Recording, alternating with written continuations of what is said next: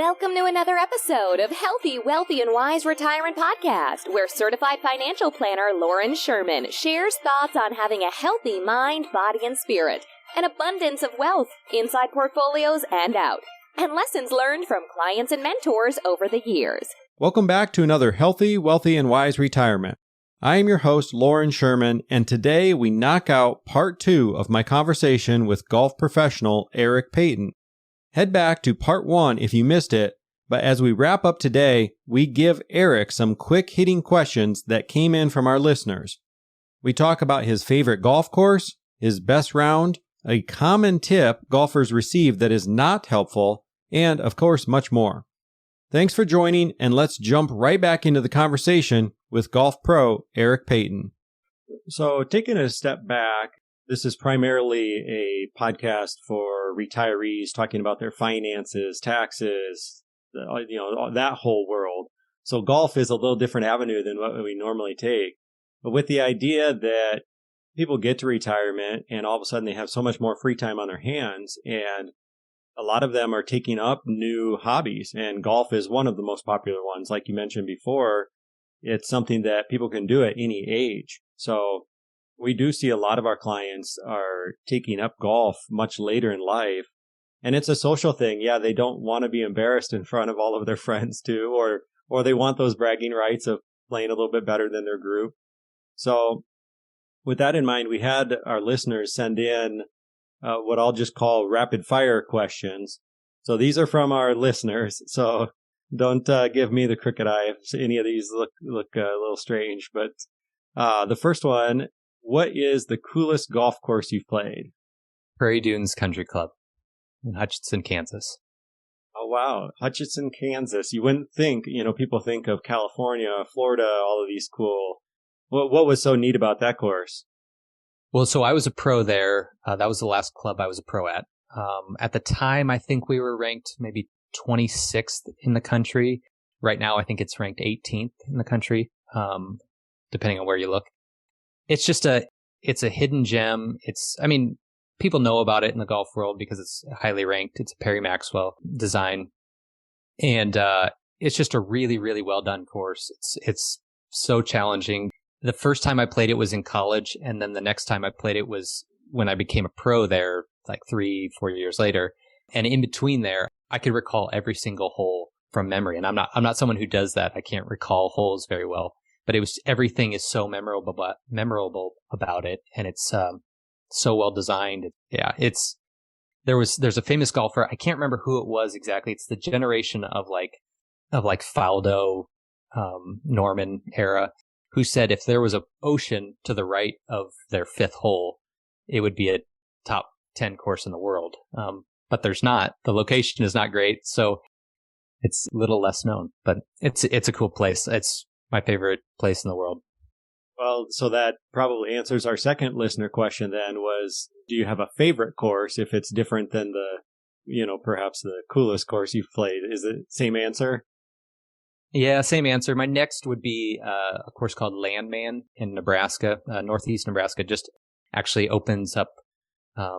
It opened up for 1 month last year, just the month of September, and I played it there. It's a public course, and then it opens full time this year. So it's really cool. They opened up for tee times January 1st of this year, and they sold every tee time for the entire year. So wow, it's a very high demand. It's a cool place.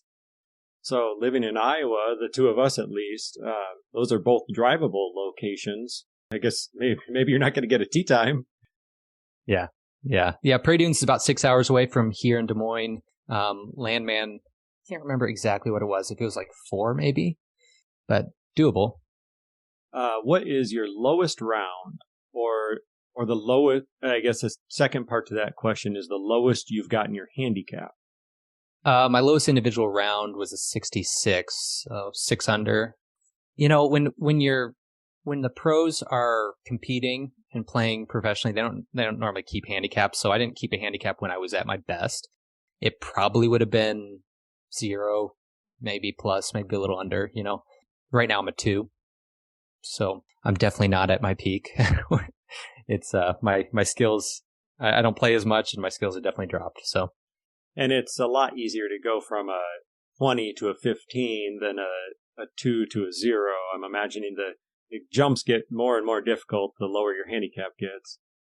Yeah, it is. It is. When you feel like just last year, I feel like I shot a really good round that dropped my handicap a little bit, and it didn't move at all. So it is. It's the grind now. Sure. Next listener question. Do you have a dream foursome you would like to golf with? And if so, what course would you play? I would probably do Prairie Dunes, and I would probably do it with, if I could do anyone in history, I would do my dad and my two sons. My dad died about 4 years before my first son was born, so having those three in a foursome would be, at my favorite golf course, would be the greatest. And my two boys don't quite play yet, but that'd be cool. Yeah, that'd be tough to beat. Mm-hmm. Very cool. Another listener wants to know, what is your longest drive?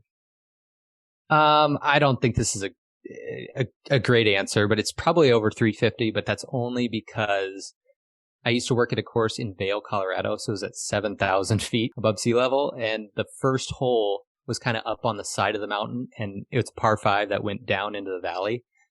So the drop was, I don't know, maybe a couple hundred feet, and then you're at 7,000 feet. So, it could have got, I've never measured it, but it could have gone 450, but that's kind of normal for them, So I don't know if that's really a good answer. That's not really all that impressive.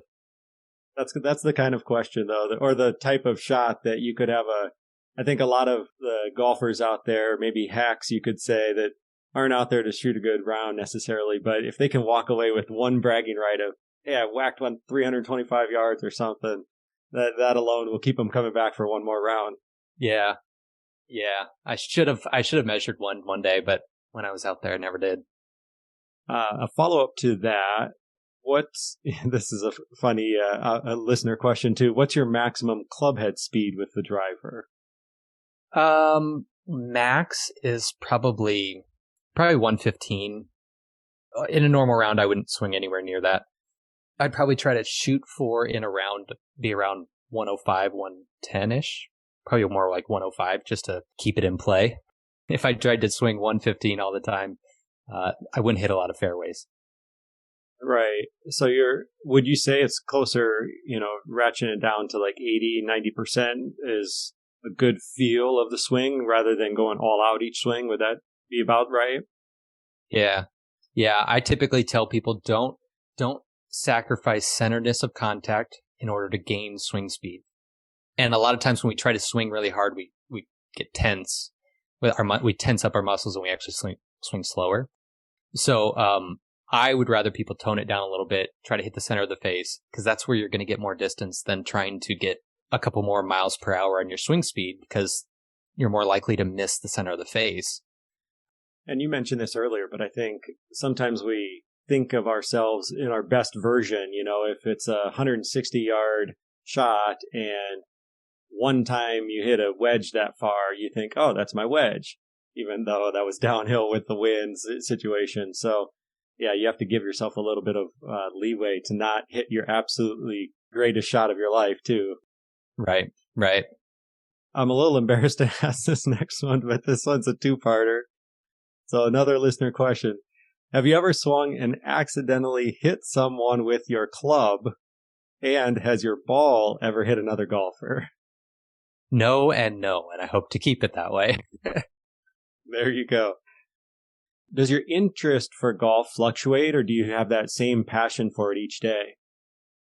Yeah, it can fluctuate, especially, now that I've got kids, I don't have as much of a need to get out as much, and I want to spend more time with them.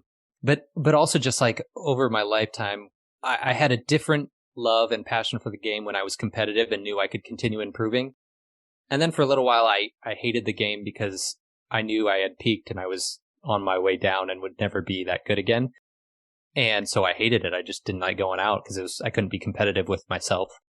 And now I think I've learned to love it and just enjoy playing it rather than really trying to go out and shoot a really good score. Obviously, I always want to do that, but not in the same way I used to.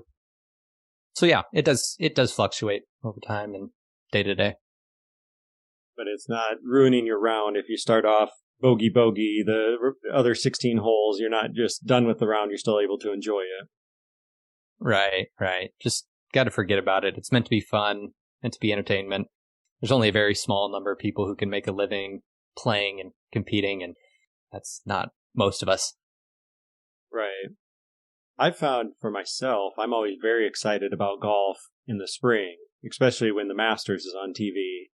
And then by the time the fall comes and the season's kind of coming to a close, I find that a lot of times I'm probably about ready to take a break from it anyways. So I think at least in Iowa, the seasons work pretty well for me. At least personally, I think that reset each year is helpful. Yeah, I always do see a big spike in lessons right after the Masters. I actually see a little bit of a spike in the fall as well, because people are wanting to get their last rounds in before the season is over, or they want to keep the momentum through the winter. And so those are my busiest times, is probably April, May, right about now, and then into like October, November. Our next listener question, I think you've addressed this a little bit already, but I'll ask in case you have anything else to add. Is every round competitive when you play, or is it different when you're just out having fun with friends? It depends. I've got some friends that I'll play, different games with, and so we get competitive, and we'll use our handicaps and try to, like all my college buddies, we do try to do a golf trip about every other year, and we have a pretty intense competitive event we play. But most of the time, just going out and having fun with friends and not really keeping track of each other's score. Yeah, if you're only seeing them once a year, once every other year, you want to play well then. It's a long time you have bragging rights. Oh, yeah. Yep. Are there any common golf tips that you hear but you do not agree with? Probably the two big ones are to keep your front arm straight, specifically in your backswing, and your head down.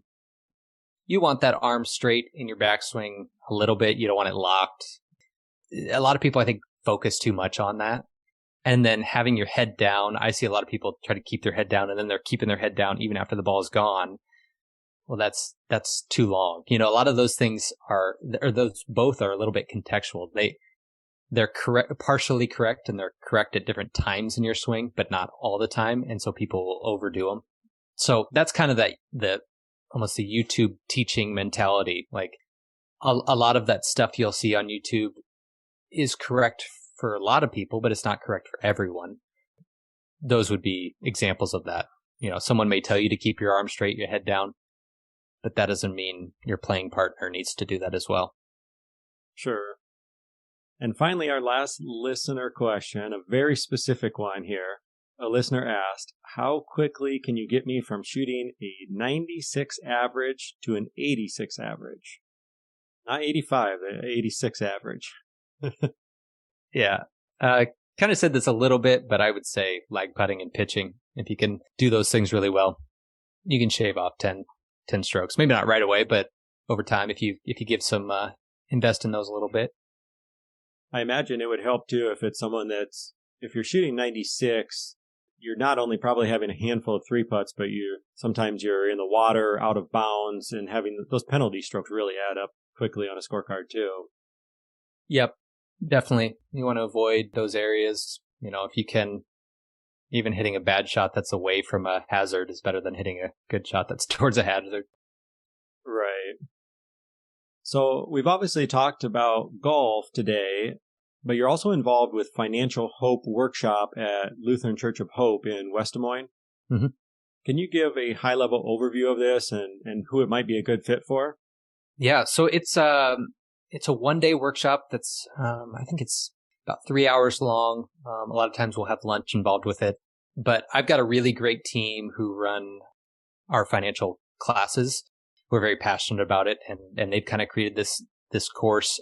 I kind of do the behind the scenes work of making it run, but they do the teaching and the content. But a lot of it's how to get out of debt, how to make a budget. There's saving, giving, and investing, I think, are the big topics that we hit. It's a really quick 3 hour kind of overview of each of those things. and then give people time to do some exercises to practice those concepts and how do I make a budget? How do I get out of debt? How do I save for the future? How do I invest? What am I looking for in someone to help me more with that? So it's really just a high level thing to get people started. And then, if they want more help, then our coaches typically do some one-on-one coaching with them to help them more.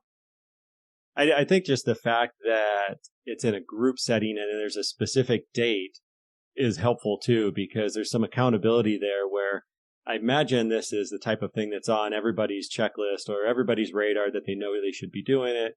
But if you don't have a date set aside and some accountability there, it's easy to always push that to the back burner. Mm-hmm. Yeah. And it's getting, the basic knowledge, but also the basic interest in wanting to pay attention to this stuff in your life and making those connections between, you're right, like accountability, but also who can I ask for help? And so it's also nice that the class is free. There are financial classes that, require a little bit of an investment on the front end. Well, if you're hurting financially, then that may be a little bit more difficult to get started with. So we wanted to make it quick, free overview to get people started and just doing something. Because what we found is a lot of people aren't doing any sort of budgeting, any sort of thinking about this stuff because they just don't know where to start. Yeah, I've heard really good things about that. And is that in person only, or does that have an online version as well? It's been in person only right now. We did some online classes of different versions during the pandemic and kind of struggled to get any movement. I don't know if it was the accountability part of it that people just didn't feel that connected to everyone in the class or what it was, but we might revisit that in the future. But for now, we try to do it 3 times a year in person typically on a Saturday morning. Okay. I can see how the hands-on approach would be more helpful with that. So wrapping up here, as we come to a close, were there any questions that I didn't ask that you would like to share a little bit more? Just whether it's golf or anything else on your mind that you'd like to share with our audience?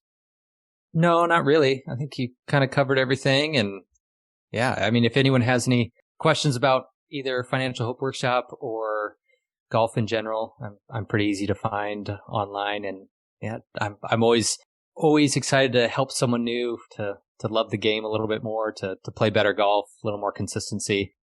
So that's just something I really enjoy doing. Well, we will be sure to share your contact information, your website. We'll even link your podcast in the show notes there. But yeah, Eric, I really appreciate you taking the time and sharing your knowledge with our audience. And I'm sure there's a lot of golfers out there that have some appreciation for this conversation. Awesome. Well, you're welcome. Thank you for having me. For anyone listening who wants to take their game to the next level, I would be doing you a disservice if I did not mention Eric's services and the opportunity to book a one-on-one lesson with him. I've linked his website in the show notes, so take a look, book a lesson, and you'll have strokes dropping off your scorecard in no time. That will do it for today. Check out healthywealthywiseretirement.com to see all of our past episodes. And if you are a retiree or preparing to retire yourself, I encourage you to take the first step by booking an introductory call. You can find my calendar on that same page, healthywealthywiseretirement.com. Just scroll down to the Schedule a Meeting button. Those calls typically last about 15 to 25 minutes, and the goal of that conversation is to cover any questions you might have, and really just to determine if it makes sense for us to take the next step with a more formal review of your planning. After our chat, if for whatever reason we decide that we're not the best fit and it does not make sense to move forward with a review, you may want to check out one of the 4 firms that we have listed on our website. We don't have any affiliation with these other firms, and we cannot vouch for them per se, but we vetted them to the extent that we're able to. With that, we will connect again in 2 weeks. God bless. Thank you so much for listening and supporting this podcast. If you've enjoyed listening, we would love if you took a quick moment to leave an honest review. Of course, we're shooting for 5 stars, but if you have suggestions to improve the show, we would love to hear from you too. Just click on the podcast name, Healthy, Wealthy, and Wise Retirement Podcast, and scroll down to ratings and review. Thanks again for your support, as this helps us reach a wider audience and help even more retirees just like you.